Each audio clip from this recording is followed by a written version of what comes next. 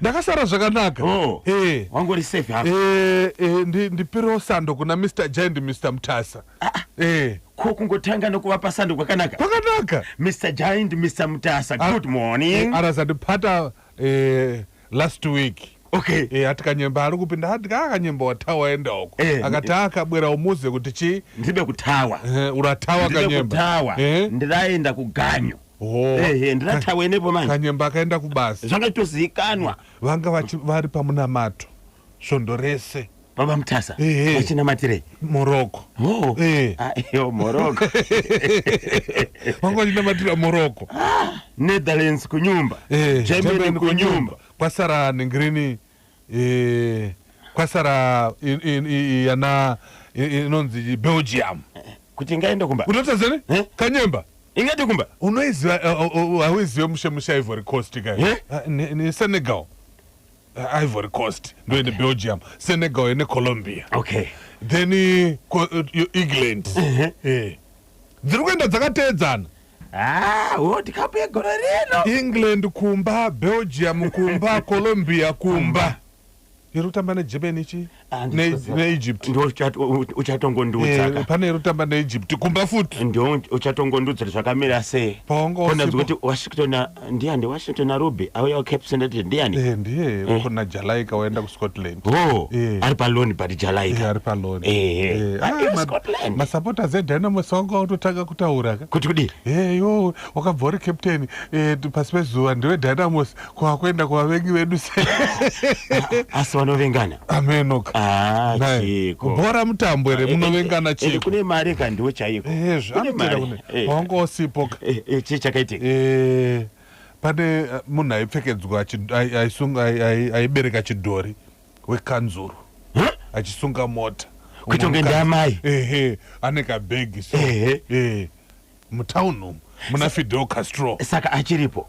Ndazonzwa spokesperson ndigama achiti takwenda unoinvestigata nyaya iyoyo bozi munhu akanzuruka kana wasunga unofanira kunge uri muuniform ndizvozvo kanzuru yakushanda ari musivi komunyangira vanhu kuti zviite sei taura munhu kuti apa pawakamira apaite tsvaga pakumira chaipo ndizvozvo ko zvava zvakumbunyikidzane nayakoma kuti munhu anotobereka chidhori kutoenda notengesa vari kuitsvaga izvozvo wakatarisa Fidel Castro ine gomba rafumbuka pamwepo papi uchibva pane statue pane karoundabout kakaitwa official opening yaFidel Castro uchiuya kunoko usati wasvika pane iyi inotena kuenda kuemployment exchange handi pane service station iri kuraiti ipapo paservice station apa pane gomba riripo kuti aende akavhare madindi vari kuenda unobereka chidhori manje so ndakaona usati wandudza zvekusiya bhuwa ndinoziva kuti une nyaya yakanyeba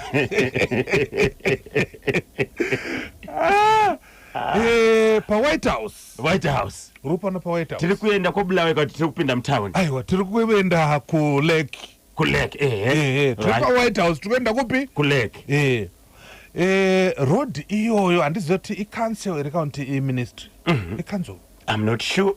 Totofanira kutsvaga kuti ndiani ari responsible neroad kana kuti tourism authority yaita sei. Njira imweyo Kanyemba yana madindi tinotena left kutena left pa White House pane garage riri pa left iwe unobva watena chi neroad yo ndio inoenda ku Radio Ridge ndio kuenda ku Radio Ridge ka uchiporeka kuenda kupi kumadzu yes kule road yaichafambika Kanyemba yashata kuti ingafamba last week ingasvike